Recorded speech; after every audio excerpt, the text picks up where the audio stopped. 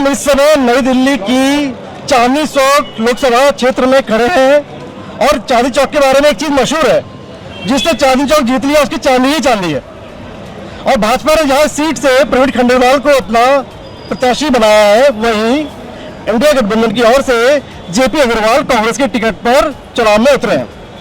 हमारे साथ चांदनी चौक से विधायक साहब हमारे सामने मौजूद है और दूसरी तरफ है जेपी अग्रवाल साहब के भाई आतम अग्रवाल जी। तो उन्हीं से बात करते हैं कि क्या माहौल क्या चल रहा है, क्योंकि जेपी अग्रवाल के आने के बाद एक बात तो कही जा रही है कि मुकाबला बहुत टाइट हो गया है। यहाँ पे बात करते हैं जी। आप टाइट की बात करें, टाइट की अब तो परिचय दे दीजिए वैसे मैं प्रहलाद सिंह साहनी 6 दफा से यहाँ विधायक हूँ। पहले कारपोरेशन का मेंबर था 2 दफा, 8 दफा से हूँ।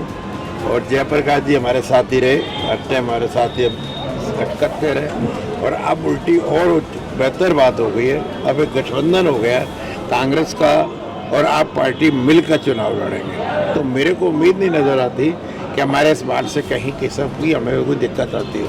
और जहाँ तक आप प्रत्याशी की बात कर रहे हैं, जो पहले प्रत्याशी थे अपना अग्रवाल साहब, दूसरे जो बीजेपी वाले, वो मेरे से ही आ रहे थे। वो यहाँ चुनाव लड़ चुके हैं, उन्होंने यहाँ चांदनी चौक का मज़ा देखा हुआ है। मेरे को उम्मीद नहीं कि वो जयप्रकाश के सामने टिक हुई पाए। जयप्रकाश एक मजबूत हस्ती है। जयप्रकाश यहाँ कांग्रेस का मेंबर पार्लियामेंट रहा है कई दफ़ा, और वो छोटे से लेकर बड़े तक पर्सनली जानता है, भाई नेम लोगों को जानता है। इसलिए जयप्रकाश के साथ मुकाबला करना और ये कहना कड़ी टक्कर, ये वो कोई टक्कर नहीं है। चांदनी चौक में मैदान खाली है, कुछ भी नहीं सिवाय जयप्रकाश के। भाजपा के जो प्रत्याशी हैं ऑल इंडिया ट्रेडर्स एसोसिएशन को लीड करते हैं और उन्हें कहना है कि यहाँ जो व्यापारी वर्ग है वो भाजपा के साथ है। बिल्कुल ठीक है। तो इस बारे में आप क्या कहेंगे? सर मेरे साथ भी जब चुनाव लड़े थे तो मेरे को भी यही कहा था इन्होंने कि हाँ ट्रेडर्स बहुत रहते हैं, ट्रेडर्स का बहुत वोट है। ट्रेडर यहाँ बहुत काम करते हैं, रहते कोई लक्ष्मी नगर, कोई प्रीतमपुरा, कोई कहाँ, यहाँ रहने वाला कोई नहीं है। तब भी मेरे से 16-17 हज़ार वोट से आ रहे थे। 15 साल पहले आपके आए हुए हैं। मेरा नाम आतम अग्रवाल है, मैं जयप्रकाश जी अग्रवाल का भाई हूँ, जो चांदनी चौक से इस समय संसद का चुनाव लड़ रहे हैं। और वो एक एक गली, एक एक मोहल्ला, क्योंकि हम बचपन से यही रहे। हमारे पिताजी स्वतंत्रता सेनानी रामचरण अग्रवाल, जो ITO चौक है, वो आपने देखा होगा, वो रहे। तो वो कांग्रेस में रहे। अब जयप्रकाश जी 4 बार तो मेंबर पार्लियामेंट रहे लोकसभा के, फिर राज्यसभा के मेंबर रहे। तो सुख दुख में बराबर आना जाना, बच्चा बच्चा उनको जानता है। और प्रवीण खंडेलवाल उनके सामने कहीं भी नहीं टिकते, इस वजह से क्योंकि 15 साल पहले जब साहनी साहब से वो हारे थे, उसके बाद से वो गायब है। और ट्रेड के रिप्रेजेंटेशन के तौर पे वो ज़रूर टीवी पे कई बार आते हैं, लेकिन जैसे साहनी साहब ने कहा, वो लोग जो ट्रेडर्स हैं, जो काम करने आते हैं, वो दूर दूर से आते हैं। वो यहाँ के बाशिंदे नहीं है, यहाँ के रेजिडेंट नहीं है। अगर लक्ष्मी नगर का आदमी यहाँ के व्यापार करता है और उसको प्रवीण खंडेलवाल साहब रिप्रेजेंट करना चाहते हैं, तो उससे कोई मकसद हल नहीं होता। यहाँ का वोटर जो है वो जयप्रकाश अग्रवाल जी को जानता है, उनको बताने का जरूरत नहीं। प्रवीण खंडेलवाल जी का परिचय देना पड़ता है और ये कहना पड़ता है कि ये सिर्फ ट्रेड से रिलेटेड है, जबकि जयप्रकाश अग्रवाल के नाम से बच्चा बच्चा, एक एक फैमिली, सब परिवार, क्योंकि सुख दुख में बराबर साथ निभाया, इसलिए जानते हैं। तो कोई मुकाबला कहीं है नहीं। और दिल्ली में सबसे वीक कैंडिडेट बीजेपी का है, तो साहनी साहब मेरी बात से एग्री करेंगे।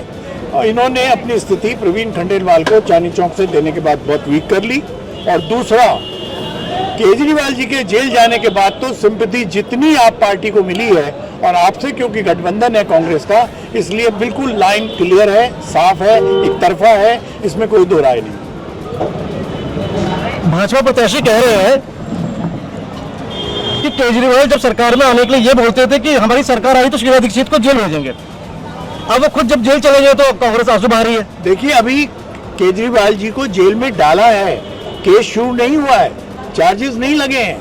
आपने 2G का इतना बड़ा घोटाला पेश कर दिया, लेकिन 2G में कुछ नहीं निकला। कोर्ट ने कह दिया ना कि कोई केस नहीं बनता 2G का। इसी तरह इल्जाम लगाना आसान है, किसी पे भी लगा दीजिए, लेकिन उसको प्रूव करना, केजरीवाल जी का प्रूव करिए ना। आज तक आप क्या प्रूफ कर पाए? सिर्फ एक्सटेंशन तो ले रहे हैं आप टाइमिंग तो गेन कर रहे हैं ताकि इलेक्शन निकल जाए और किसी तरीके से वो बाहर ना आ पाए, प्रचार ना कर पाए। लेकिन ये भारी पड़ेगा बीजेपी को, आप ये देख लीजिएगा। आप ये कहना चाहते हैं कि केजरीवाल के जेल जाने के बाद बीजेपी बैकफुट पर आ गई है? बिल्कुल ठीक बात है। आज हम लोग खुल के कह सकते हैं, एक ईमानदार आदमी जो कि दिल्ली के अंदर तीसरी बार मुख्यमंत्री बना है, और कितनी वोट से बना है ये आपको मालूम है। 8 सिर्फ बीजेपी के आदमी है, 62 आदमी जो है वो आप पार्टी के हैं। आज आप किसी के ऊपर भी एलिगेशन लगा के उसको बंद कर दोगे, उसको अंदर कर दो, किसी को कुछ कह दिया, किसी को कुछ कह दिया। और वहाँ जितने भी लोग हैं यहाँ दिल्ली के, किसी के ऊपर ईडी का चक्कर लगा, किसी एमएलए के ऊपर एलिगेशन लगा, किसी कारपोरेशन के मेंबर पे एलिगेशन लगा, उनको धमकाया जाता है ताकि वो लोग बोले नहीं। मगर यहाँ निडर लोग हैं, यहाँ कहीं किसी से डरने वाले नहीं है।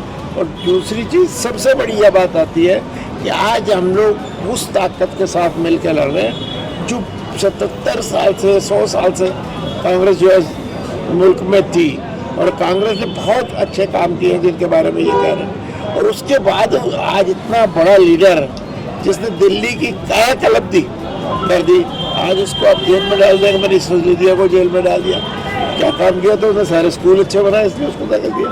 उसने स्कूल अच्छे बनाए, अस्पताल अच्छे बनाए, उनको अंदर कर दिया। जैन साहब को अंदर कर दिया, उन्होंने अच्छा अस्पताल बनाया। आज और जो लोग रहते हैं, अभी हमारे मिनिस्टर को, जो मिनिस्टर था उस पर दबाव डाल के ईडी ने उसको रिजाइन करवा दिया। अब आने वाले दिनों के अंदर किस किस को रिजाइन करवाएंगे, किस किस। आज एक बहुत बड़ी चीज़, एक चाल चली जा रही है जो हिंदुस्तान का प्राइम मिनिस्टर ये कह रहा है कि हिंदुओं को ज़बरदस्ती उनसे सारा धन छीन कर, इवन दैट माताओं बहनों के मंगलसूत्र छीन कर वो मुसलमानों को दे देंगे। ये कोई इंसानियत 77 साल में कांग्रेस ने क्यों नहीं दी? तब तो एक मंगलसूत्र किसी का नहीं उतरा, किसी से तो पैसे नहीं लिए गए, मुसलमान साथ चलते रहे। आज मुसलमान हिंदू की कोई बात क्यों करते हैं? क्यों कहा जा रहा है कि मंगलसूत्र हिंदुओं को भड़काने के लिए, क्या आपकी औरतों के मंगलसूत्र रह रहे? भाई तुम अपना तो बता लो।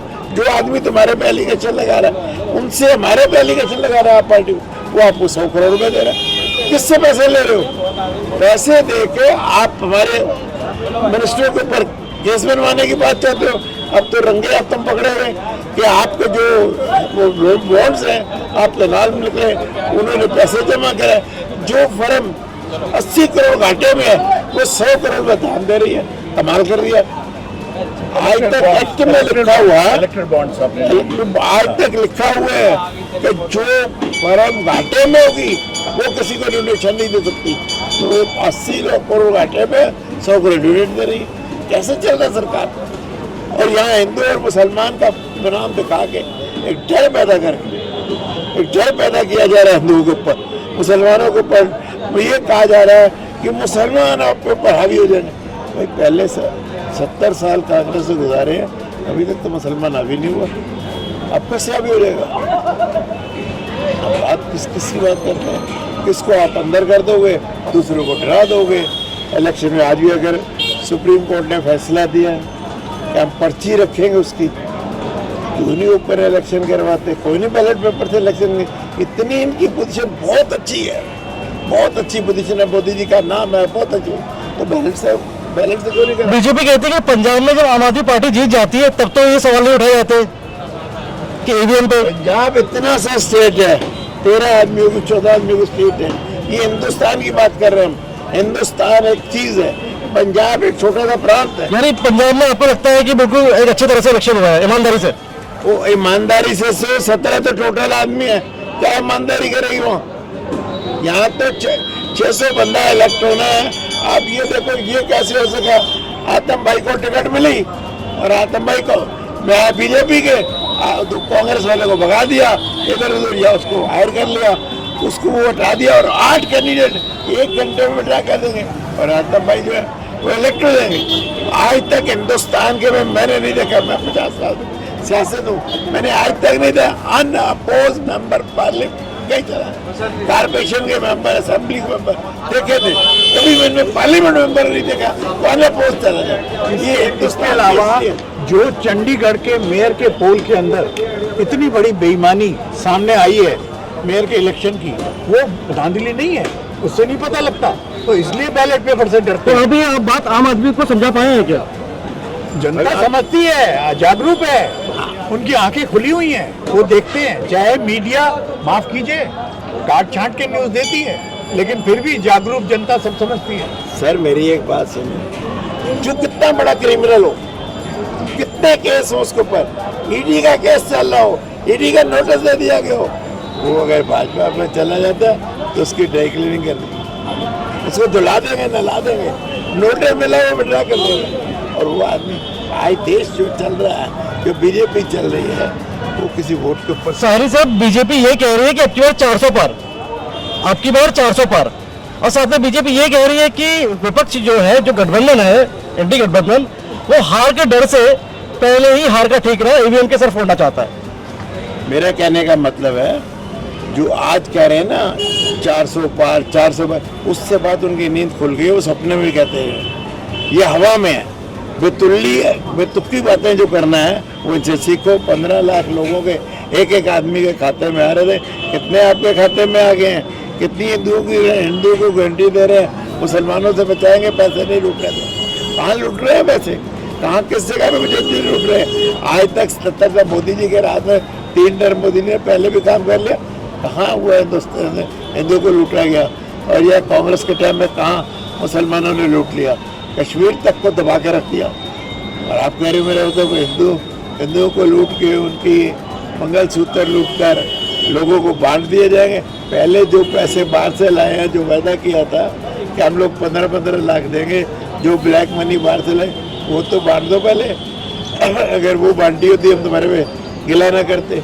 आज तो तुम ये कहो कि इलेक्ट्रिक बांट जो लिए हैं वो भी बांट दो, जो 100 करोड़ रुपए के एक आदमी से रिश्वत के रूप में वो लिए आपने, वही तो बांट दो।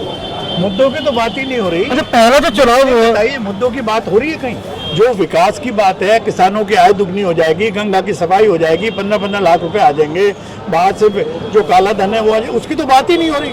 अब तो बात हो रही है हिंदू मुसलमान। डर है ये विपक्ष के मन में, कि डर है कि वोट कहीं ध्रुवीकरण के नाम पे पड़ जाए, भाजपा चुनाव जीत जाए, कि डर है विपक्ष के मन में?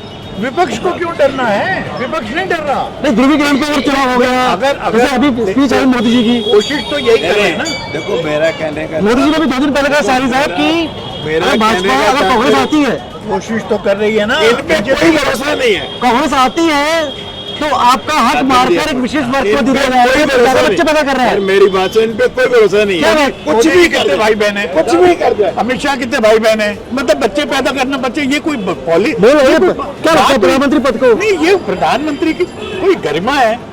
बच्चे कितने पैदा हो रहे हैं, किसके बच्चे कितने पैदा हो रहे हैं, किस कम्युनिटी के ज्यादा बच्चे, किस कम्युनिटी के कम बच्चे पैदा, ये प्रधानमंत्री का काम है। तो लग रहा है वोट ध्रुवीकरण के नाम पे पूरी कोशिश हो रही है, पूरी कोशिश हो रही है उनकी तरफ से। तो आसानी साहब कोशिश हो ही रही है ना भैया, वो कितनी भी कोशिश कर ले, अगर ठीक वोट मशीनों पे जा रहे लोग वोट डाल रहे, दुनिया की कोई ताकत 400 के नजदीक है, 200 के नजदीक नहीं पहुंचने देगी। आज मेरे को मिला 200 नहीं ले जा पाएंगे। ठीक है। अच्छा साहनी साहब, मैं एक चीज समझना चाहता हूँ आपसे, ये भाजपा प्रत्याशी और भाजपा के बहुत से नेता कहते हैं कि आम आदमी पार्टी का जो आधार था वो कांग्रेस का विरोध करते करते करते वो पार्टी बन गई, और आज अपने राजनीतिक स्वार्थ की पूर्ति के लिए वो कांग्रेस से तो हाथ मिला लेती है।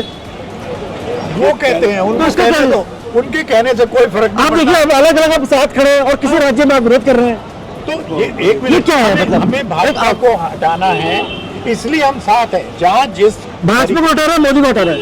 नहीं, बात तो एक ही है। बात में हटी तो मोदी अपने बैठ गया। बढ़ जाए, बात तो एक ही है।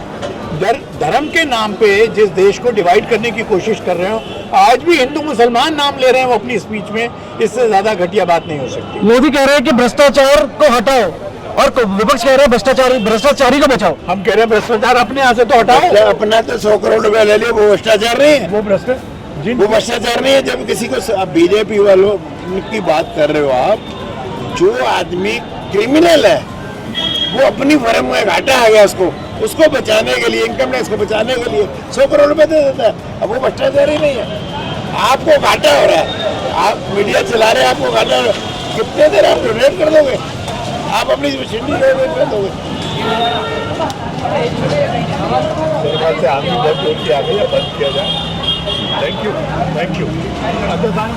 ठीक है, जीत की शुभकामनाएं आपको, लेकिन मुकाबला है यहाँ पे। भारत न्यूज लाइव से जुड़ने के लिए इसे लाइक, सब्सक्राइब और बेल आइकन दबाएं।